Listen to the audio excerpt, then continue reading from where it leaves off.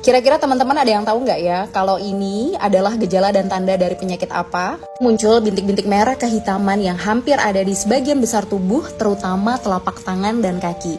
Kalau ada yang jawab kalau ini adalah ruam dari penyakit monkeypox, jawabannya salah.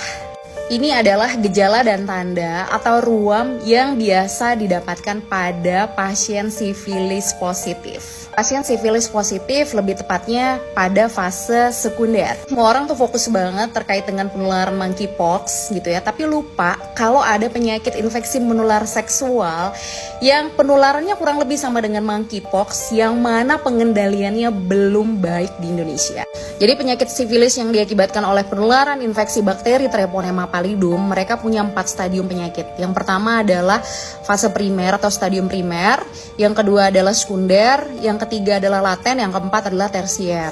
Jadi kalau yang primer adalah 10-90 hari setelah terpapar bakteri tidak diobati, itu akan muncul luka atau ulkus yang bersih di daerah kemaluan ataupun mulut. Kadang underdiagnostik atau tidak terdiagnostik oleh tenaga kesehatan karena munculnya luka itu di bagian dalam, bukan di bagian luar.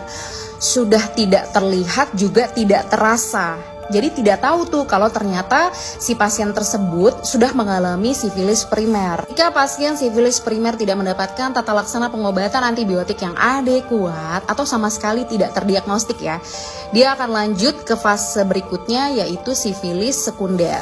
Yang mana sifilis sekunder itu ditandai dengan munculnya ruam atau bintik merah kehitaman di seluruh tubuh. Kadang disertai seperti flu-like syndrome ya, nyeri otot, nyeri sendi, nyeri tulang, sakit kepala, atau demam. Kalau tidak diobati, dia akan muncul lagi ke sifilis laten ya. Tapi kalau tidak diobati, dia akan masuk ke sifilis tersier, yang salah satu gejala dan tandanya adalah munculnya guma.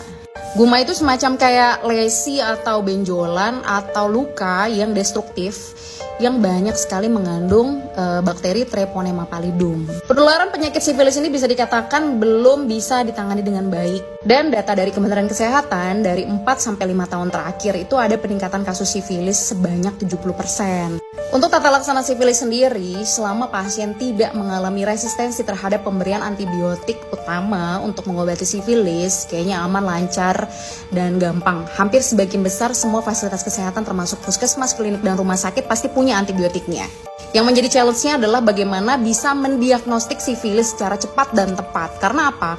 Karena kalau dia late diagnostik atau under diagnostik tidak ketahuan dan terlambat untuk melakukan tata laksana, itu akan terjadi kerusakan yang permanen untuk beberapa organ. Misalnya ada pasien positif sifilis yang dia tidak sadar kalau dia punya luka di bagian dalam tubuhnya, atau dia sadar tapi dia tidak punya awareness untuk datang ke fasilitas kesehatan, tidak mendapatkan tata laksana yang adekuat dong, otomatis dia akan jadi sifilis sekunder, laten, kemudian tersier. Kalau sudah masuk ke sifilis tersier, itu komplikasi organnya itu bisa banyak. Bisa sifilis otak, bisa sifilis mata, sifilis hati, sifilis jantung, dan sifilis-sifilis lainnya.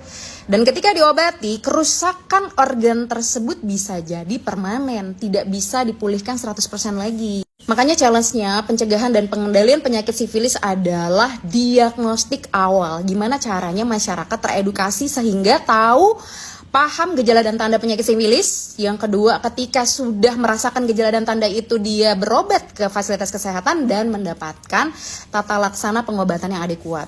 Tapi sebetulnya yang paling penting adalah pencegahan dan promotifnya. Jangan sampai melakukan hubungan atau kegiatan yang beresiko tertular penyakit sifilis. Jadi boleh waspada terhadap penyakit monkeypox atau penyakit-penyakit baru yang muncul, tapi jangan lupa banyak penyakit klasik ya. Aku bisa katakan itu penyakit klasik yang udah lama banget, yang pencegahan pengendalian penyakitnya pun juga belum optimal sampai dengan saat ini.